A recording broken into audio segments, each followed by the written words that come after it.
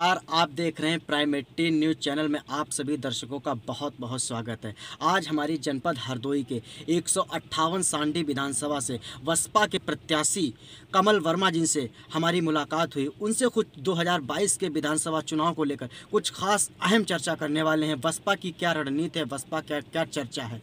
पहले तो सर आप अपना परिचय देते हुए चलिए। मैं कमल वर्मा, प्रत्याशी 158 विधानसभा सांडी हरदोई। सर आपका जो है किसके निर्देश पर और किसने आपका जो है बसपा से टिकट फाइनल किया है? देखिए, बीएसपी से जो भी टिकट फाइनल होते हैं वो हमारी राष्ट्रीय अध्यक्ष बहन कुमारी मायावती जी के निर्देश पे ही होते हैं। हमारा टिकट की घोषणा राष्ट्रीय अध्यक्ष श्री सतीश चंद्र मिश्रा जी ने की है। 2022 के विधानसभा चुनाव को लेकर 158 विधानसभा में किस तरह से आप चर्चा और प्रचार कर रहे हैं, किस तरह से अपनी जीत हासिल कर रहे हैं? देखिए, मैं एक शिक्षक हूँ, तो मैं सबसे पहले शिक्षा का ही प्रचार कर रहा हूँ। और 2007 से 2012 तक के बीच में जो बसपा का शासन रहा, उसमें जो अच्छाइयाँ बहन जी ने जैसे आरसीसी बनवाई, विकास में कानून व्यवस्था आप देख लीजिए, उसी का प्रचार कर रहा हूँ। बसपा जो है अभी पूर्व में समाजवादी की सरकार थी, वर्तमान में भाजपा की सरकार है। बसपा जो है काफ़ी पहले सरकार थी, तो बसपा की क्या रणनीति है? बसपा ने ऐसे क्या काम किए थे, कुछ खास काम गिनाए? देखिए, कानून व्यवस्था आप देखिए, बसपा की गवर्नमेंट में कानून व्यवस्था बिल्कुल इस स्थिति में आती है कि अगर जो हमारी बहन जी का निर्देश हो जाता है जिलाधिकारी के लिए कि अगर जो गांव में जो इस समय आवारा पशुएं घूम रही हैं, बसपा की सरकार होती तो जिलाधिकारी गांव में जाके, खेतों में जाके गायों को बंद कराते। और जो किसान का नुकसान हो रहा है, आज देखिए इतनी सर्दी पड़ रही है, किसान खेतों में लेटा हुआ है, बीमार पड़ रहा है, उसको बुखार आ जाता है, ये सब समस्याएं दूर हो जाती। भाजपा की गवर्नमेंट देखिए जनता नहीं बनाई है, जनता नहीं तो बनाई थी।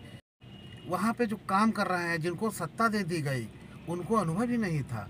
वो मटके व्यक्ति थे, पुजारी थे। मैं उनकी आलोचना नहीं कर रहा हूँ, लेकिन जब पुजारी को तुम शासन दे दोगे तो व्यवस्था तो चरमरा जाएगी। जिसका जो काम वही करे, तभी व्यवस्था चल पाएगी। बहन जी 4 बार मुख्यमंत्री रह चुकी हैं, उनको पता है शासन कैसे किया जाता है, अधिकारियों से काम कैसे लिया जाता है, ये उनमें कुशलता है। बहन कुमारी मायावती जी का आप जिक्र कर रहे हैं, तो बहन कुमारी मायावती जी एक दलित होकर ब्राह्मण सम्मेलन इन्होंने स्टार्ट क्यों किया था? भाई देखिए, सोशल इंजीनियरिंग बहन जी का फैक्टर है, और ब्राह्मण 2007 से 12 में हमारे साथ रहा था, और इस बार भी आप देखिएगा कि बहन जी की पूर्ण बहुमत की सरकार बन रही है। हवाई में जाना तो बहुत अच्छी बात है कि कह दिया अखिलेश जी की सरकार बन रही है, भाजपा सरकार बन रही है। जनता के बीच जाइए। मैं 40 दिन से जनता के बीच जा रहा हूँ, सुबह 9 बजे से शाम के 8 बजे तक रहता हूँ जनता के बीच में। जनता की स्थिति देखिए। और रही ब्राह्मण की बात, तो ब्राह्मण तो बसपा के साथ पूर्णतः आ चुका है।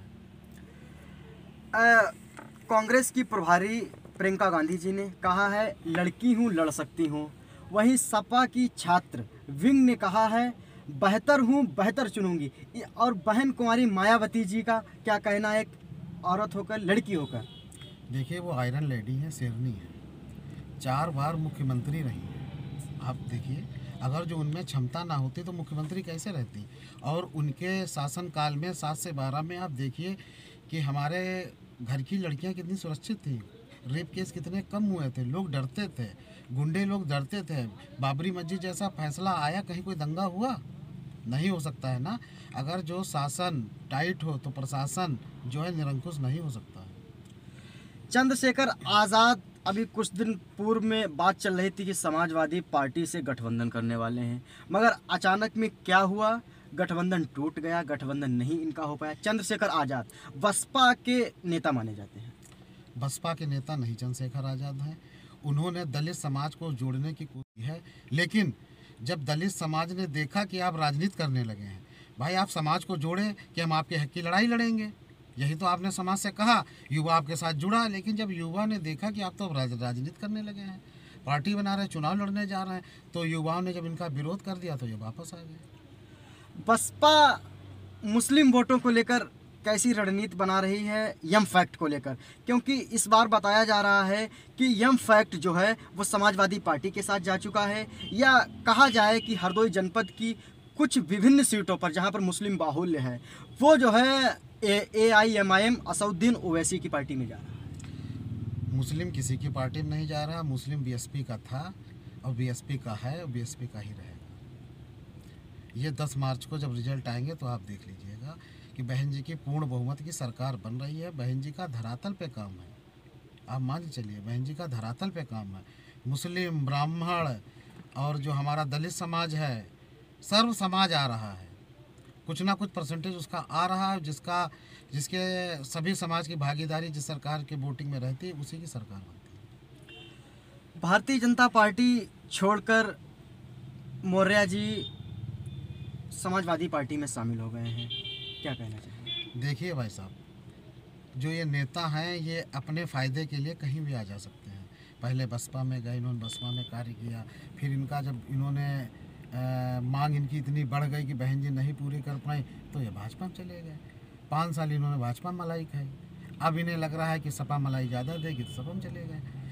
मौर्य होना ये नहीं प्रदर्शित करता है कि आप एक बहुत बड़े समाज के मुखिया हैं। देखिए, मुखिया वो होता है जो जनता के अपने समाज के लिए कार्य करता है, लेकिन जो अपने लिए कार्य कर जाता है फिर वो मुखिया नहीं रहता है। तो मौर्य जी समाज के मुखिया नहीं है, वो अपना लाभ जहाँ देख रहे हैं वहाँ जा रहे हैं।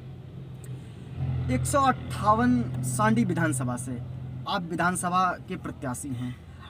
अगर आप विधायक चुन लिए जाते हैं, जनता आपको विधायक चुन लेती है, तो आप सांडी विधानसभा की जनता को क्या संदेश देंगे और जनता के साथ आप क्या करेंगे? देखिए, मैं शिक्षक हूँ और मैं शिक्षा का ही प्रचार प्रसार करूँगा।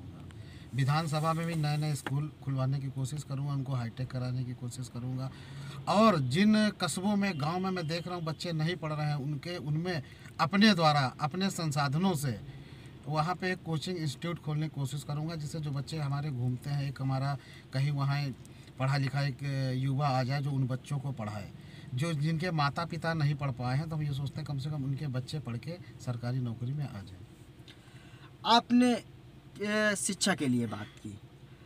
किसान आजकल जो है भारत देश का एक अन्नदाता माना जाता है और भारत देश की एक रीढ़ का हड्डी के तरीके से किसान माना जाता है।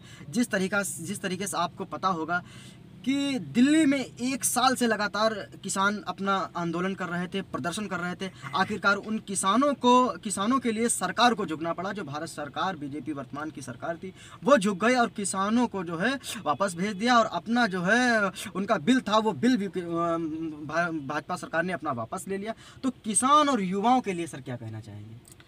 देखिए, जब बहन जी की सरकार बनेगी तो किसान तो खुशहाल होगा ही। 7 से 12 में देखिए किसानों की क्या स्थिति थी, और अगर जो 22 में गवर्नमेंट हमारी बनती है तो किसानों के लिए सबसे ज़्यादा कार्य बहन जी ने किया है और वो करेंगी। और रही युवाओं की बात, तो युवाओं के लिए भी सबसे ज़्यादा काम बहन जी ने किया है, बहन जी ही करेंगी। वो अपने उसमें मैन्युफैक्चरों में नहीं लाती हैं, उसमें क्या नाम, घोषणा पत्र में नहीं लाती हैं कि आप जो है किसानों के लिए मैं ये करूँगी, लेकिन बहन जी करके दिखाती हैं।